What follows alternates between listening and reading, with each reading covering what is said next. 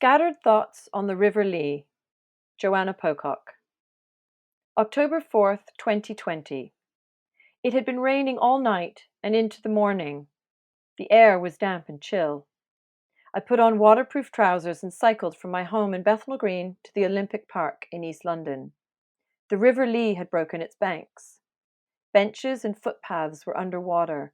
The trunks of trees had been buried.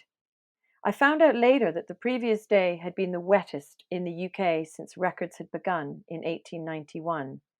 We had received a month's worth of rain in less than 24 hours. I have been walking and cycling this area for 25 years.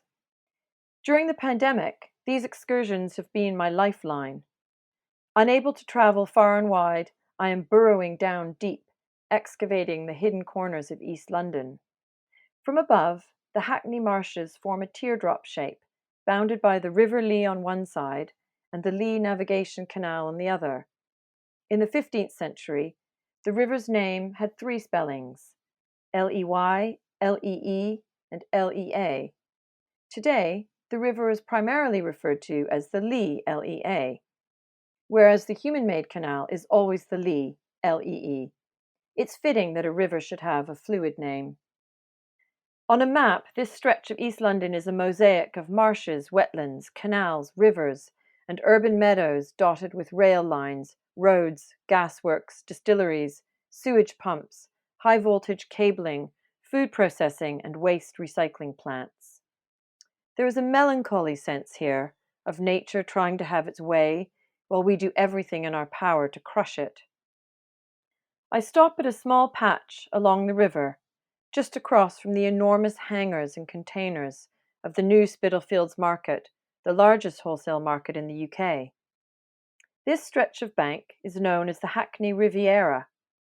On hot summer days, it is lined with families barbecuing co-op sausages, teenagers in swimming trunks and bikinis swinging from trees to land with a splash in the cool water, while barefoot toddlers tentatively step down the narrow, muddy banks. It looks deceptively clean, yet despite its pastoral aura, the river tells a very different story.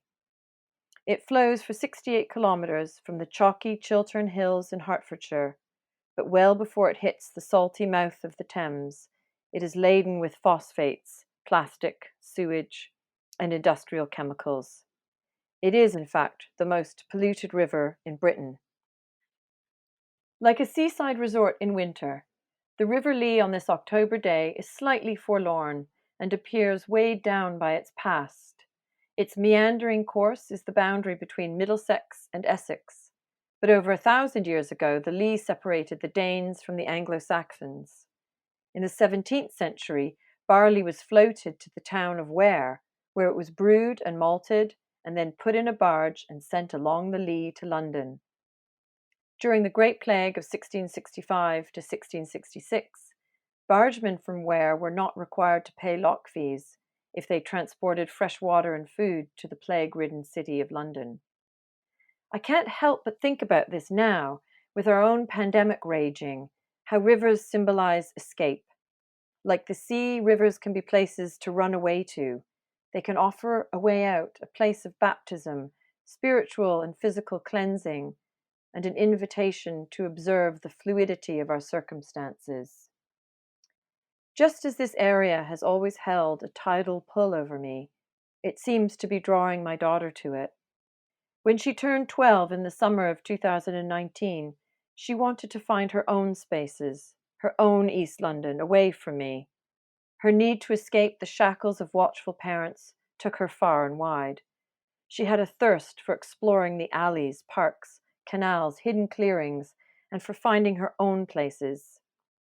She and her friends would pack their swimming costumes into carrier bags in the morning and hop on their bikes to return in the evening, all suntanned limbs, wet hair, the tips of their noses touched with pink. When I found out she had been swimming in the Lea, I felt sick.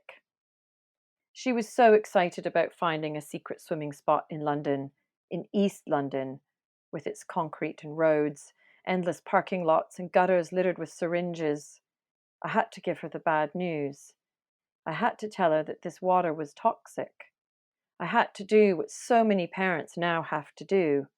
I had to tell her we had poisoned the earth. These fragments are all related. The floods, the chemical pollution, the sheaths of plastic strangling the branches of trees, the garbage, and the girl having to take on board the ravaged world we are leaving her. The Lea, like every waterway, has weathered much in its history. The word Lea likely comes from the Old English for clearing, which developed from the same root as that for light. Rivers, like light, consist of waves and particles, and we rely on them for life. Can we remember a time when rivers were sacred, when we knew we needed them, when we not only needed them, but were shaped by them, were part of them? I want my daughter to know that if she can't live in such a time, then at least she should be aware that such a time once existed. Let us bring back the light to the river and never forget that she is older than we are, and if we are to thrive, we must listen to her. She will always remember what we have forgotten.